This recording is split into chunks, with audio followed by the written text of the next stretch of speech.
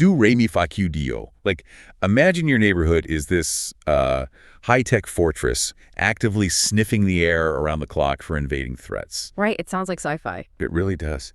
Today, we are tailoring this deep dive specifically for you, the listener. Our mission is to unpack a stack of local sources coming out of the Eagle River Valley area. Yeah, and we are looking at the immediate environmental and, civic pressures this mountain community is facing today. Exactly.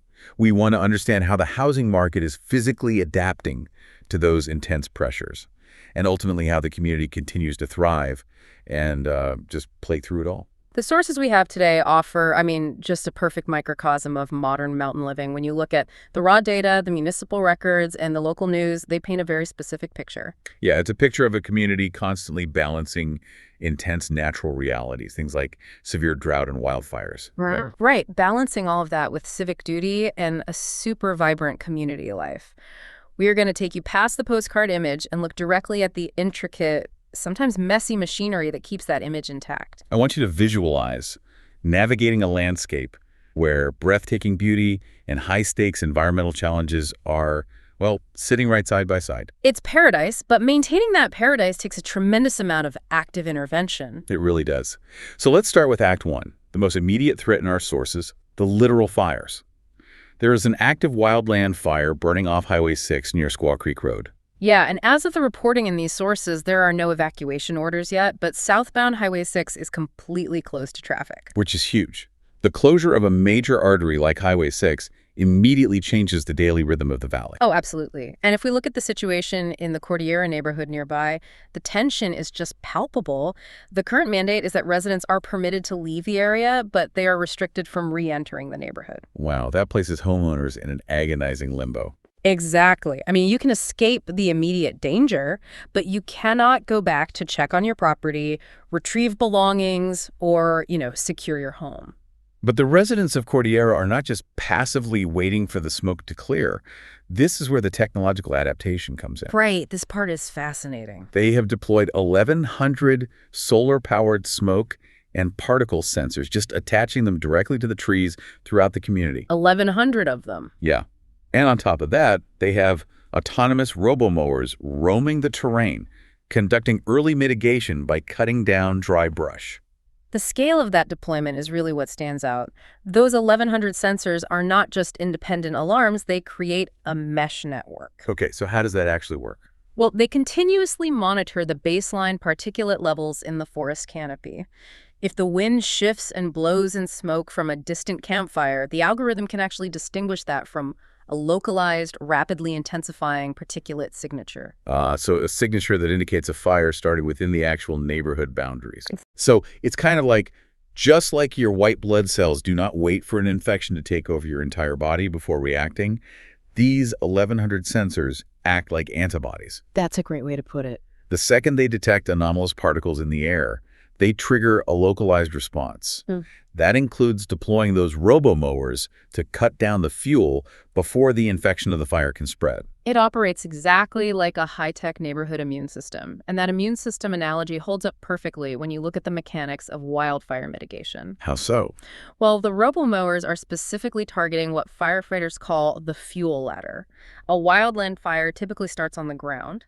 If there is tall, dry brush, that's the ladder, the fire can climb up into the forest canopy, creating a catastrophic crown fire. Oh, right. So by having autonomous machines constantly keeping that brush low, they are physically severing the fuel ladder. Precisely. But, managing an immune system of that complexity requires intense coordination and funding, which leads us directly to the civic side of the equation. Which brings us to the Holy Cross Energy Board election. We are transitioning from defending the community physically to, well, participating in it civically. Right. Ballots were distributed on May 13th for the Northern District seat, featuring a race between candidates Qualman and Sarah Smith Himes. However, the early reports from our sources indicate an alarmingly low voter turnout. Yeah, and I want you to consider why there is such a disconnect here. Utilities like Holy Cross Energy are the literal lifeblood of a mountain community. We were talking about the entity responsible for powering those 1,100 solar sensors. Exactly, and maintaining the grid that pumps water to the fire hydrants. They are currently trying to transition to a 100% renewable energy portfolio, which requires building massive resilient infrastructure like microgrids and battery storage facilities. Wait, hold on. If the utility board is making decisions that directly dictate the region's ability to survive the environmental realities we just talked about, why is nobody voting? It's baffling, isn't it? Is it just voter fatigue? Or do people literally not understand how much power a utility board actually holds? It is often a combination of both. Municipal utility elections rarely have the marketing budgets or the headline-grabbing drama of a national political race. They just fly under the radar. Right. But when civic participation in these foundational institutions drops to alarmingly low levels, it creates a serious vulnerability in the community's defense system. A lack of engagement means fewer voices are shaping the policies that literally keep the lights on and the water flowing during a crisis. Exactly. And when civic participation drops, questions of civic accountability and trust become even more critical. That is the perfect segue into the municipal trial dominating the local news right now. We are currently looking at day 3 of the felony theft and embezzlement trial for former Valetown Councilman Gregory Moffett. Yes, case 2024 CR 21 being presided over by Judge Leonor Luvano. The allegations in this case are severe. The prosecution claims that Moffett's firm, Tiga Advertising, deliberately diverted municipal funds. Right, resulting in an $88,000 default in revenue sharing agreements, with the discrepancies dating all the way back to 2017. Just to unpack the mechanics of this municipal revenue sharing agreements are contracts where a private company operates a service, like advertising space on town buses, and agrees to remit a specific percentage of that revenue back to the town. But the missing $88,000 is really only the surface layer of why this trial is so captivating to the locals. Our sources indicate this trial is dragging the old Booth Heights housing controversy back into the spotlight. Oh man, Booth Heights. For anyone unfamiliar with the history of the Eagle River Valley, the Booth Heights controversy was a highly polarizing battle over a proposed workforce housing development. It was the quintessential modern mountain town conflict. You had a major corporation, Vail Resorts, wanting to build high-density workforce housing on a parcel of land known as Booth Heights. But the complication was that the specific parcel was also a critical winter habitat for a local herd of bighorn sheep. Yeah, it pitted the desperate, undeniable need for affordable local housing directly against the core ethos of environmental conservation. It completely fractured the community. And this trial is basically pulling the scab off that old wound. It is revisiting all those underlying community tensions about the so-called good old boy network. Exactly, raising questions about how municipal business, zoning laws, and revenue agreements are allegedly conducted behind closed doors by entrenched political figures. So if you synthesize these 3 events, the coordinated high-tech response to the Squaw Creek fire, the shockingly low voter turnout for the critical utility election, and this high-profile municipal embezzlement trial, you are looking at a massive, real-time stress test of local governance. A community relies on a fragile web of trust. I want you to ponder how a town maintains that trust when its natural environment is actively burning and its political figures are simultaneously under criminal scrutiny. That governance stress test is not just an abstract political science concept, though. It is actively dictating who can actually afford to live within these town limits. Let's look at Act 2, how these intense environmental and economic pressures are physically reshaping the valley's neighborhoods. Yeah, we dug into the local realtor real estate trends provided in the sources, and the numbers reflect a fundamental economic shift. The barrier to entry in this region has completely detached from the local wage economy.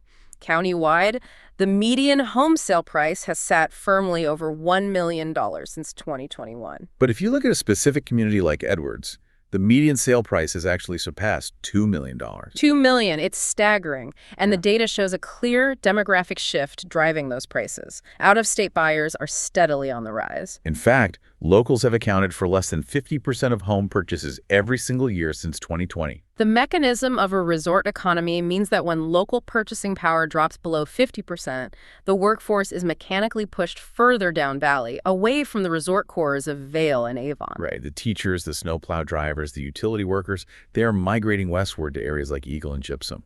But even in those non-resort down valley areas, the housing prices have still nearly doubled since 2019.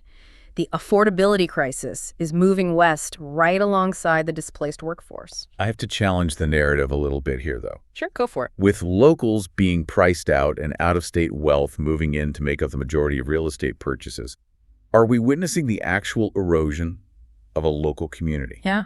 Or is this just the harsh, inevitable reality of a free market operating in a highly desirable, geographically constrained area. I mean, there is only so much buildable land in a mountain valley. Exactly. It is the defining paradox of the geography. The free market forces are undeniable. Supply is permanently capped by the mountains themselves, and demand is global. Right. However, when the individuals who physically run the town's infrastructure can no longer afford to live within its borders, the social fabric of the community undeniably frays. Yeah, that makes sense. But there is a fascinating secondary layer to this economic shift.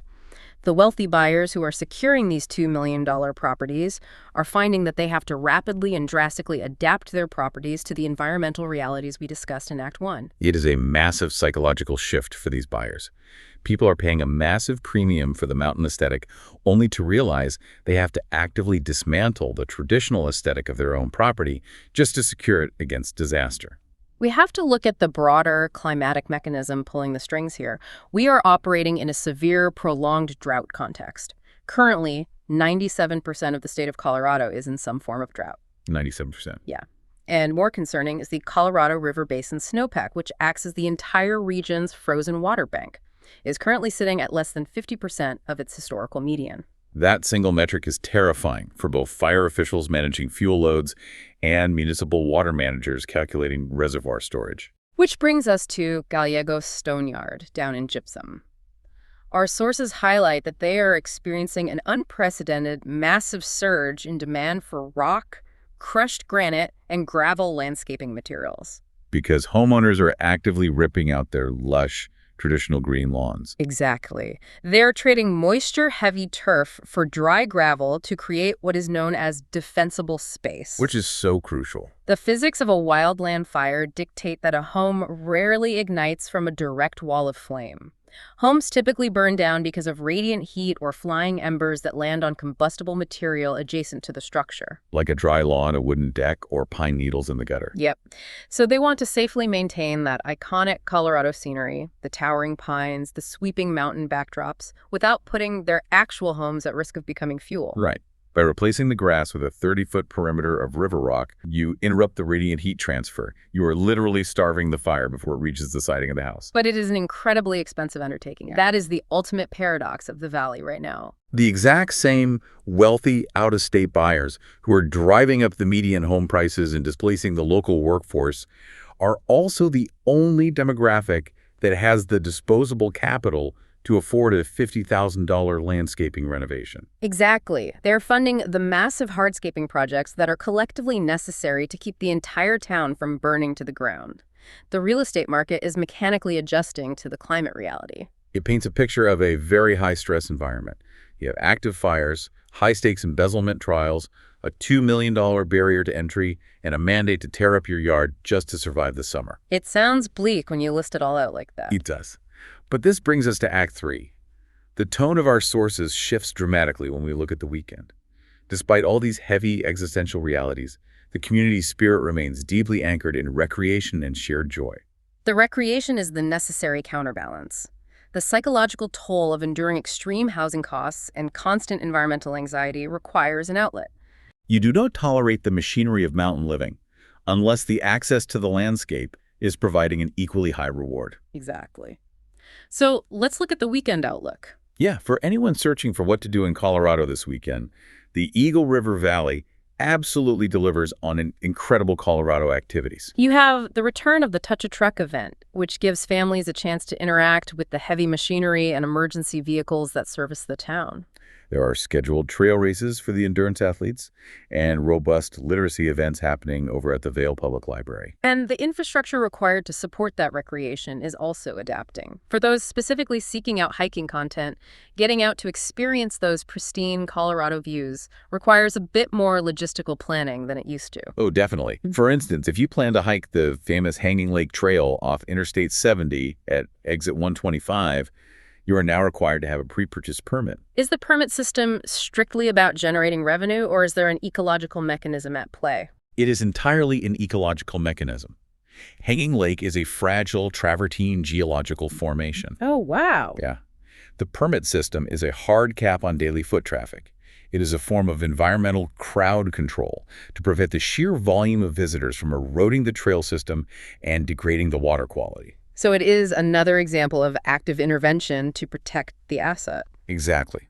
On the positive side of infrastructure development, the sources mentioned the exciting upcoming construction on the final segment of the Eagle Valley Trail. That is a phenomenal project. When completed, it will be a fully paved 63-mile continuous trail connecting the entire valley. That is a massive community asset. It provides a safe, car-free corridor for commuting and recreation. And speaking of community assets and local triumphs, our sources highlighted a brilliant spot from the local sports scene. Yes, Avon Swing Club's Breck Boyd has just been named the CHSAA 4A Athlete of the Year.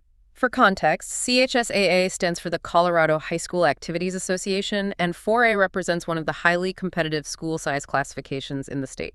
Earning the Athlete of the Year title is a monumental achievement, especially considering he just won 3 individual state titles in the pool. 3 titles! That's incredible. Watching an athlete like Breck Boyd perform is fascinating. If you think about his stamina, his relentless rhythmic forward momentum in the water, it feels like the perfect metaphor for the valley's broader resilience. Oh, I like that. Just as Boyd physically pushes through the resistance of the water, stroke after grueling stroke, this community continues to push through the resistance of the severe drought, the threatening wildland fires, and the daunting economic hurdles. They just keep swimming. If we look at the entire socioeconomic picture we've mapped out today, these recreational outlets are vital. Totally vital. The trail races, the massive bike paths, the local celebrations of a state swimming champion, this is the essential social glue that holds the valley together. It builds the communal capital they need to face the hard things. Exactly. It is the tangible reward that makes the steep costs and the persistent risks worthwhile for the people who are determined to call it home. Let's unpack the journey we just took through these sources. We started by looking at the intense, immediate reality of the Squaw Creek fire and Cordillera's high-tech solar sensor defense network. Right. And we examine the gravity of local governance by contrasting the low-turnout utility election against the high-profile tension of the Gregory Moffett embezzlement trial. We explored how the $2 million realtor real estate market is physically adapting to the historic drought by trading traditional lawns for gravel defensible space. And finally, we wrapped up with the sheer joy of trail races, new infrastructure, and state swimming champions. It provides a profound, multi-layered snapshot of a community in rapid transition. It really does. And as we conclude our analysis of these sources, I want to leave you with a final lingering question to ponder on your own. Go for it. We discussed the sharp rise in out-of-state wealth and the increasing necessity of expensive high-tech environmental adaptations like installing 1,100 mesh network fire sensors or executing total property hardscaping to stave off radiant heat. Will the future of climate resilience in these mountain towns become a luxury that only the wealthiest demographic can afford? Does basic environmental safety eventually become the ultimate premium amenity? Wow. Does basic safety become the ultimate premium amenity? That is a profound question that completely shifts how you look at a gravel driveway. It really does. We started this deep dive asking you to imagine a landscape where breathtaking beauty and high-stakes challenges sit side by side. And it is clear that navigating that landscape requires both deep pockets and deep resilience. Definitely. Thank you so much for joining us for this deep dive into the Eagle River Valley. Keep questioning the systems operating in the world around you, keep looking for those hidden mechanisms, and we will catch you next time.